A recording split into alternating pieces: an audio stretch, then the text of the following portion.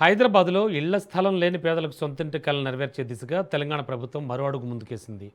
ఇందిరమ్మ ఇళ్ల పథకానికి సంబంధించిన వాట్సాప్ అప్లికేషన్ బ్రోచర్లను మంత్రులు ప్రారంభించారు. హైదరాబాద్లో నిర్మించనున్న ఇళ్లకు పేరు పెట్టేందుకు హౌసింగ్ బోర్డు నిర్వహించిన ఇన్స్టాగ్రామ్ పోటీలో 14,000 మంది పాల్గొన్నారు. నల్గొండ జిల్లాకు చెందిన కొండా నాగరాజు సూచించిన ఇందిరమ్మ ఇండ్లు పేరును ఖరారు చేశారు.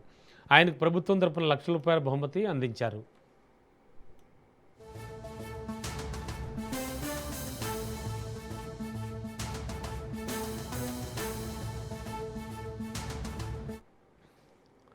మంత్రి పొంగులేటి శ్రీనివాసరెడ్డి మాట్లాడుతూ పేదలకు ఇళ్లు ఇవ్వడమే ప్రజాప్రభుత్వ లక్ష్యమని తెలిపారు.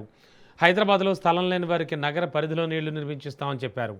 తొలి దశలో 16 నియోజకవర్గాల్లో 7,660 ప్లాట్లు నిర్మిస్తున్నట్లు వెల్లడించారు. జూలై 21 నుంచి ఆగస్టు 10 వరకు మీ సేవ వాట్సాప్ వెబ్సైట్ ద్వారా దరఖాస్తులు స్వీకరించనున్నట్లు తెలిపారు.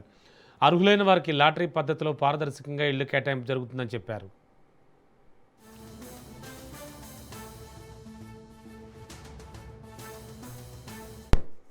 ఉన్నా సైట్ ఉన్నా ఏవైతే ఇతరత్ర ఆస్తులున్నా అటువంటి వారికి ఈ ఫస్ట్ ఫేజ్ లో ఇవ్వలేము. ఎవరైతే ఇల్లు కానీ ఒక చిన్న గజము చోటు కానీ లేని నిరుపేదలున్నారో వారికి ఫస్ట్ ఫేజ్ లో టాప్ ప్రయారిటీ ఇవ్వటం జరుగుద్ది. ఈ చేసే దాంట్లో పారదర్శకంగా పదే చెప్తున్నాను. ప్యూర్ ప్రాంతంలో ఇప్పుడు పైలట్ కింద స్టార్ట్ చేస్తున్నాము.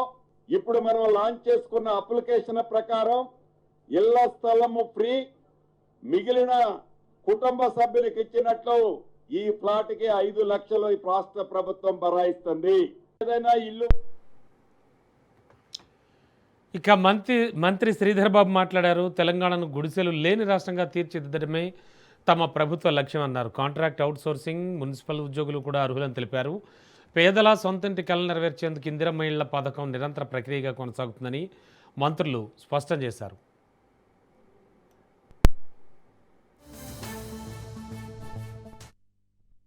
నేను హైదరాబాద్ కానీ రంగారెడ్డి జిల్లాకు సంబంధించిన నగరవాసులకు సంబంధించి చాలా సంవత్సరాలుగా తర్వాత ఒక అవకాశం, ఈ అవకాశ భాగంలో ఇంతకుముందే మంత్రి గారు చెప్పినట్టు పారదర్శకంగా ట్రాన్స్పరెంట్ విధానంతో ఇళ్ల కేటాయింపు చేయటం జరుగుతుందని స్పష్టంగా చెప్తా ఉన్నాం. వారు చెప్పినట్టు మరి 5 లక్షల ప్రభుత్వ సబ్సిడీ, దానికి తోడు ఆ లబ్ధిదారులకు సంబంధించే లాభం ఏంటంటే అన్డివైడెడ్ షేర్ ఆఫ్ ల్యాండ్.